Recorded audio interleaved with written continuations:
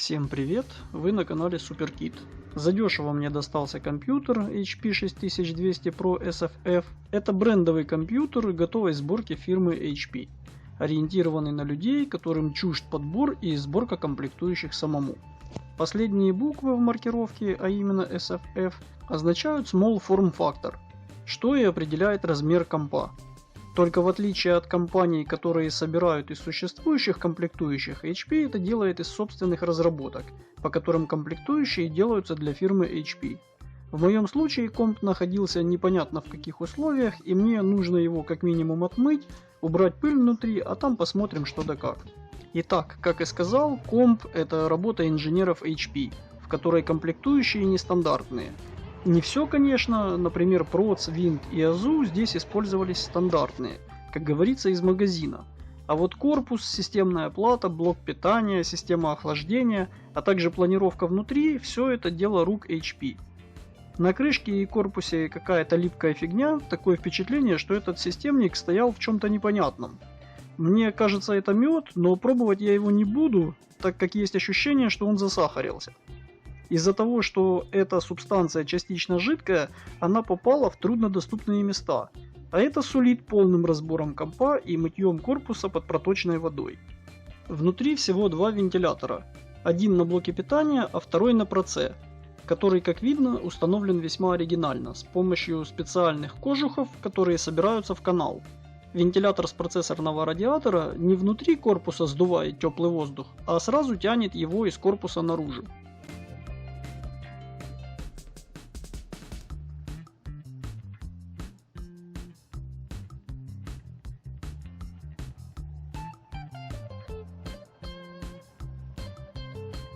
А пока, раз уже открыл корпус, немного уберу видимую пыль пылесосом. До того, как разберу комп для мытья корпуса, хочу включить и посмотреть, как здесь все выглядит. Например, тот же BIOS. И сталкиваюсь с первой отсебятиной HP. Это вход в BIOS посредством кнопки F10. Если честно, я не очень пойму, зачем в том числе на F2 перенесли, если всю жизнь входом в BIOS было нажатие кнопки Delete. Но здесь, очевидно, пошли еще дальше, видимо, тоже свой путь развития искали. BIOS тоже нестандартный, можно посмотреть какой проц, сколько памяти, выставить приоритет загрузки устройств, а также выбрать между наличием четвертого порта SATA, либо работой eSATA, который, к слову, не выведен на плате. Про какие-либо настройки проца или памяти можно забыть. Также нет меню для мониторинга температур и скоростью вращения вентиляторов. На плате есть еще разъемы под вентиляторы, но управлением температурными режимами комп занимается сам, по своему усмотрению. Хотя нет, вентилятором блока питания все же можно управлять, но не привычным способом по оборотам вращения, а просто выбором уровня от 0 до 6, где 0 минимум, а 6 максимум. Установил винду, дрова нашел в инете без проблем и скачал с официального сайта. Системная плата на базе чипсета Q65, возможности этой платы почти одинаковые с тем ASRock'ом, который в моем другом компе, и который был в последних видео несколько раз. Здесь также 4 порта SATA, также один из них SATA 3, а остальные SATA 2. Платформа здесь 1155, но, к сожалению, работать здесь будут не все процы, а только Sandy Bridge. Это второе поколение. Ivy Bridge здесь работать не будут. Компания HP наотрез отказалась выпускать версию BIOS, который бы поддерживал процы третьего поколения. А люди писали им и просили. Об этом я читал на всяких форумах, в том числе и заграничных. У меня был соблазн вставить освободившийся Celeron G1610, надеясь на то, что он распознается, но, почитав комментарии людей, понял, что позитива я не найду в этом точно, а возможно получу проблемы. Такие, как возникли у одного из экспериментаторов, у которого BIOS отрапортовал об ошибке, и после этого даже с процом второго поколения комп больше не завелся.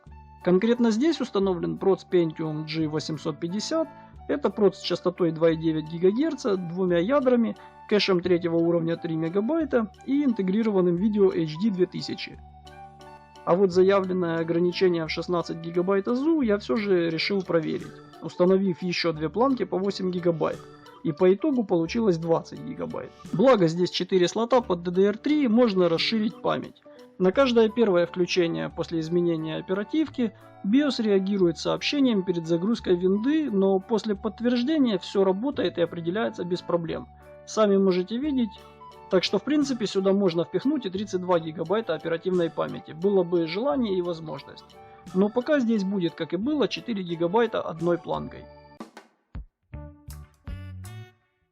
Вообще я не особо в жизни люблю снимать радиаторы и перемазывать каждый раз термопасту, так как зачастую это бессмысленный процесс. Могу сделать для видео, просто показать, но толку это не несет особо. Удостовериться в отсутствии необходимости этой процедуры можно с помощью нагрузки на проц и отслеживания изменения температуры. Если термопаста намазана нормально, то ничего с ней не будет и через 5 лет, и даже через 10. Собственно, этому компу почти 10 лет. Лет 7-8 точно. Сомневаюсь, что здесь кто-то что-то менял. Я лично в том числе это доказывал своими видео на канале, хотя я знаю, что сектантам это все не аргументы. В данном случае мне придется снимать систему охлаждения, так как она здесь крепится к корпусу через материнку и по-другому вынуть системную плату не выйдет. К тому же я хочу показать радиатор с проца, он здесь тоже необычный, можно сказать авторский. Так что в данном компе придется все перемазать, и позже я покажу результат с новой термопастой Arctic MX4. Сам проц чуть сильнее моего бывшего Celeron G1610, что можно было видеть по тестам из AIDA, но разница несущественна. Главное, что не слабее, и проц справится с задачей мультимедиа компа для телевизора.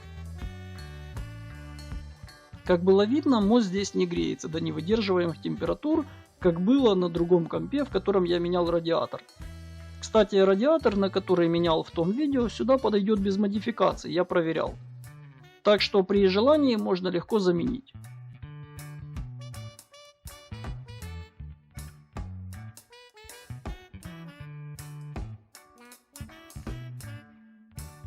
В общем-то, плавно подошли к разбору компа для мытья корпуса от непонятного варенья. Очень удобно, что разъемы имеют свой цвет, да и длина проводов такая, что нужный провод как раз дотягивается до своего места. Поэтому перепутать при сборке будет сложно. Для экономии места винт разместили за блоком питания.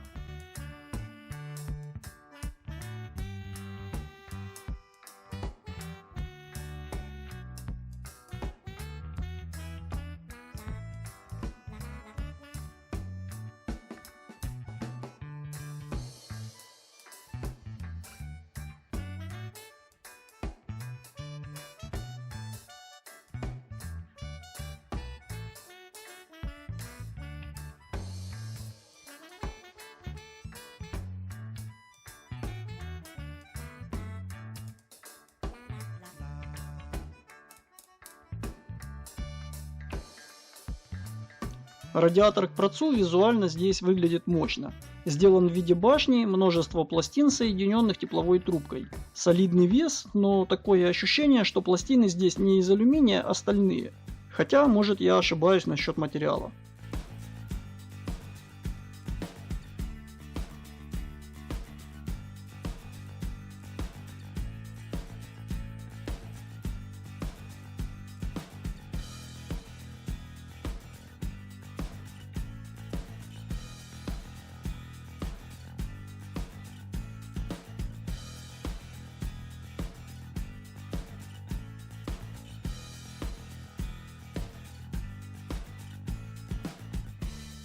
А вот и чистый проц.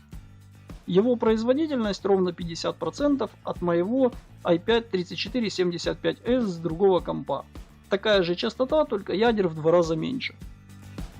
Сняв систему охлаждения, материнку и USB с передней панели, вытащил и такую штуку. Как вы думаете, что это? Это не что иное, как динамик системных звуков. Такой себе заменитель колонок. Слушать звук с фильма с него особо не выйдет, он тихий, но какие-нибудь звуки отключения USB устройства можно вполне услышать. При подключении внешних колонок или наушников данный динамик отключается. Не видел раньше таких приколов.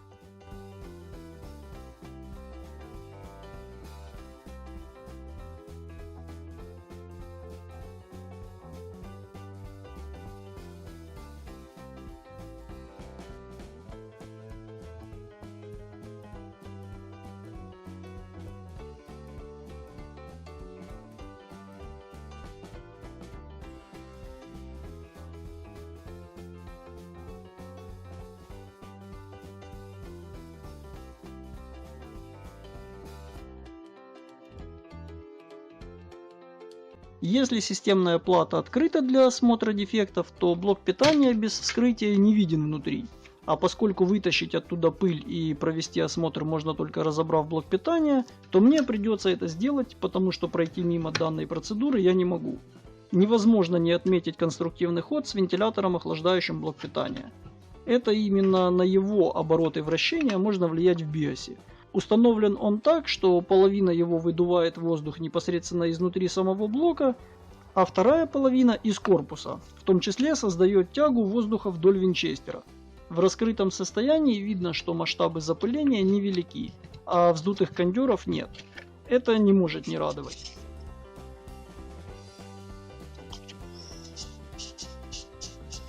Еще и вентилятор с возможностью капнуть масло. Сегодня, похоже, мой день.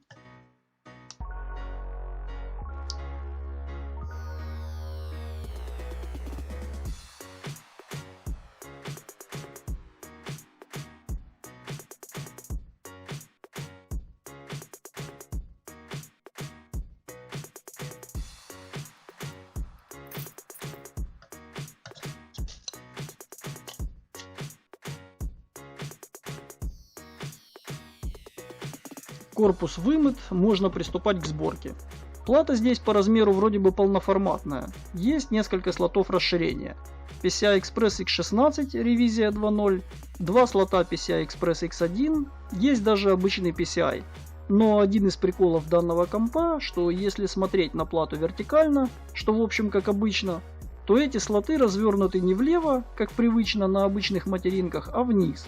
С помощью этой особенности сюда удалось вставить полноразмерную функциональную плату с разными слотами. Но таким образом HP сделали так, что этот корпус можно использовать только с этой или подобной платой. Вот про эту необычность в том числе я и упоминал в начале видео. Сюда можно поставить даже дискретную видеокарту. Единственный нюанс, она должна быть низкопрофильной. Как собственно и любое другое устройство PCI или PCI Express. Память будет 4 гигабайта одной планкой, пока, скорее всего, не буду делать никаких улучшалок. Посмотрим, как оно будет себя вести в работе. Здесь, кстати, питание для устройств подключено к плате от блока питания, а потом есть 4-пиновые разъемы, к которым подключается кабель, который с другой стороны имеет обычный разъем питания для SATA устройств. В данном случае для винчестера. Штекеров несколько, можно подключить еще к другим устройствам, например, установить сюда DVD-привод. Хотя с ним получится использовать комп только в горизонтальном положении. Но это так, отступление от темы. Конечно же, я не собираюсь сюда устанавливать никакой персональный DVD-привод. У меня есть на всякий случай внешний видеообзор, про который я снимал, а другой и не нужен в наше время.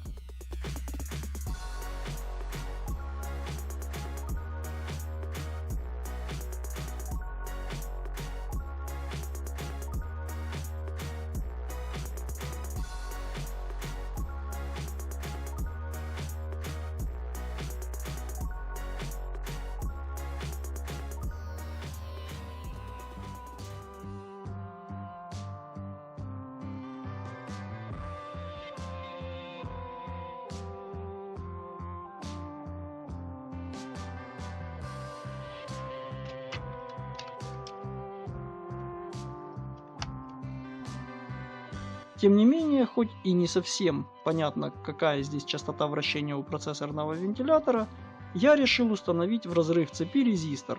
Судя по температурам, можно это позволить сделать. Пусть работает медленнее и тише.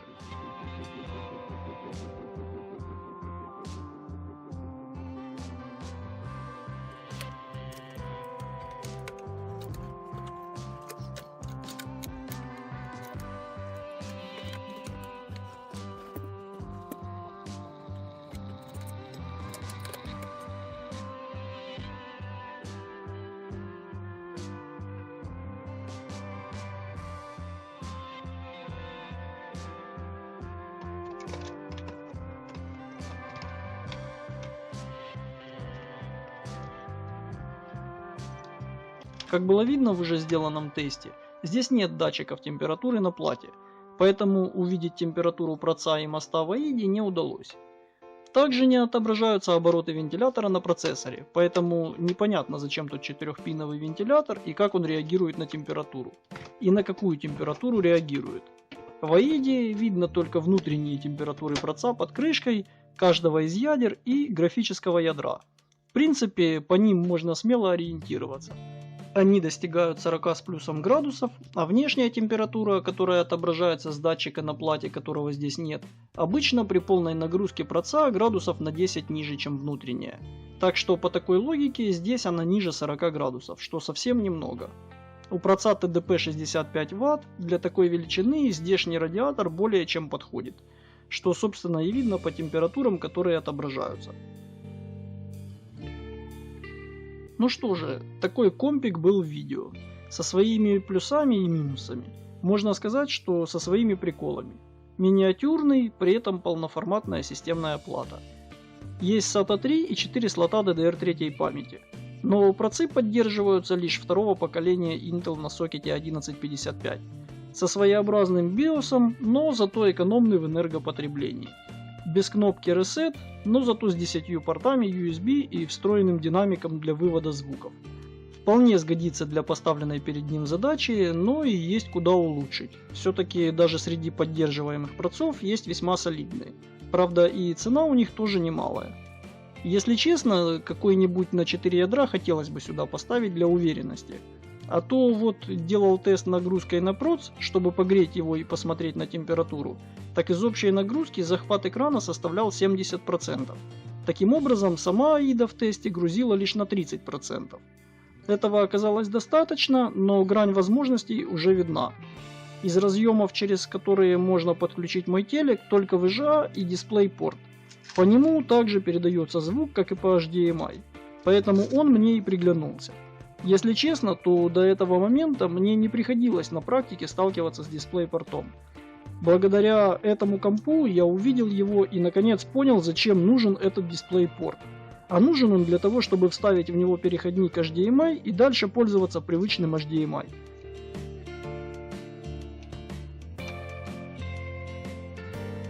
Потребляет данный комп всего ничего, около 25 Вт в простое и чуть больше 40 Вт в максимальной загрузке проца.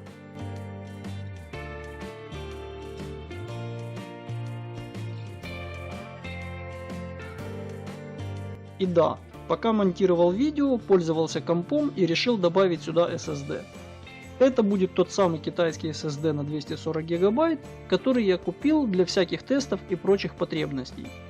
А причиной этому стало громкое потрескивание старого винта на 80 ГБ, который здесь был. Установил через адаптер на 3,5 дюйма, который даже не крепил винтами. Он просто держится на корпусных зажимах. Винт работал нормально, но очень старый и громкий выделялся шумом на фоне работы компа и телека, особенно в ночное время, когда громкость динамиков телевизора скручена на минимум. Винду перенес с помощью Acronis, ничего не пришлось переустанавливать. Это будет уже второй винт на 80 гигабайт у меня лежать про какой-нибудь запас. Продавать их нет смысла, они уже ничего не стоят, считай. Может будет собираться какой-то комп, где не будет SSD, поставить такой винт под систему, чтобы хотя бы развести OS и хранение данных. Короче, посмотрим, это явно не сиюминутный вопрос. В этом компе буду пользоваться объемом 240 гигабайт, хотя и 80 здесь было с головой, поскольку кроме винды и пару скинутых фильмов здесь храниться ничего не будет. Зато будет реальное использование китайского SSD, это покажет его надежность, а помимо уменьшенного шума я получу и больше отзывчивости. Комп явно быстрее на все реагирует, браузер с несколькими открытыми окнами быстрее открывается, сама винда явно быстрее грузится. Как видно из теста, здесь настоящий SATA 3.